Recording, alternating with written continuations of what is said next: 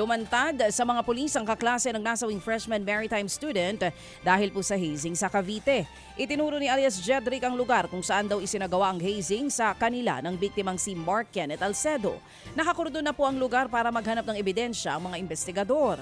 Ang kwento ni Jedrick, 3 raw silang freshman na sumalang sa initiation rites. Pinairingan daw po sila noong paakyat sa masukal na lugar.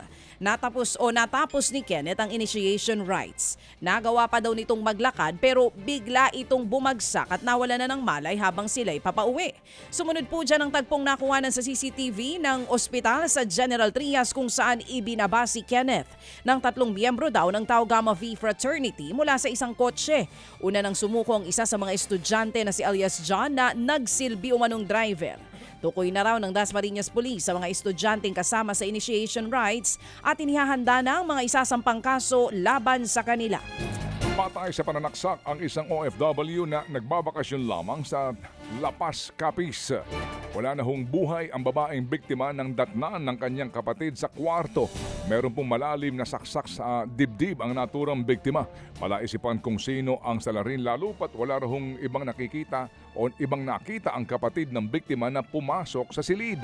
Nawawala po ang cellphone ng biktima pero ayon sa mga pulis ay malabong pagnanakaw ang motibo dahil nandoon pa rin ang ilang mahalagang gamit ng biktima. Nakahanda rin daw po sana siyang umalis pabalik po ng Kuwait bilang OFW. Nakatutok ang mga otoridad ngayon sa backtracking ng mga kuha ng CCTV sa lugar para malaman kung paano nakapasok ang suspect. Patay ang isang estudyante matapos tamaan ng ligaw na bala sa bayan po ng Nabalawag dyan sa Bangsamoro Region. Kinilala po ang biktima na si Nadia Haron Ebad, 19 na taong gulang at graduating senior high school student. Tama ng bala sa ulo ang agad na ikinamatay ng bata.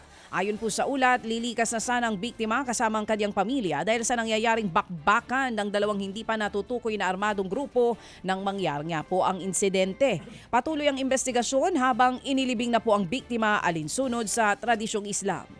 Inararo po naman ng van na minamaneho ng 6 na taong gulang na lalaki ang 4 na tindahan sa Session Road sa lungsod ng Baguio. 3 ang sugatan sa naturang insidente. Kwento ng isa sa mga biktima, bigla na lamang daw pong sumulpot ang sasakyan kaya hindi na sila nakaiwas. At ayon sa investigasyon, bumaba ng sasakyan ang ama ng bata para kumuha ng mga paninda.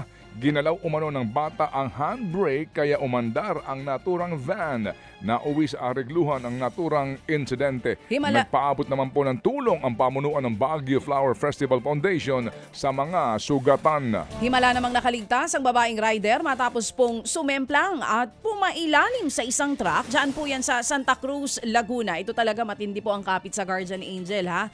Sa kuha po ng CCTV, kitang pumasok ang babaeng rider sa inner lane ng National Highway. Nawalan po ng balanse ang rider saka naman pumailalim sa truck.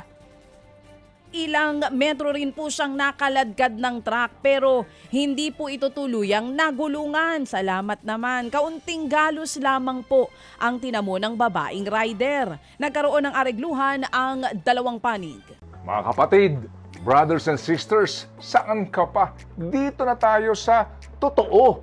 Dito na tayo sa True FM. Mga kapatid, mag-subscribe and follow po kayo sa social media accounts ng True Network PH. Yan po kami, hanapin nyo lang True Network PH, Facebook, Instagram, YouTube, TikTok, and podcast.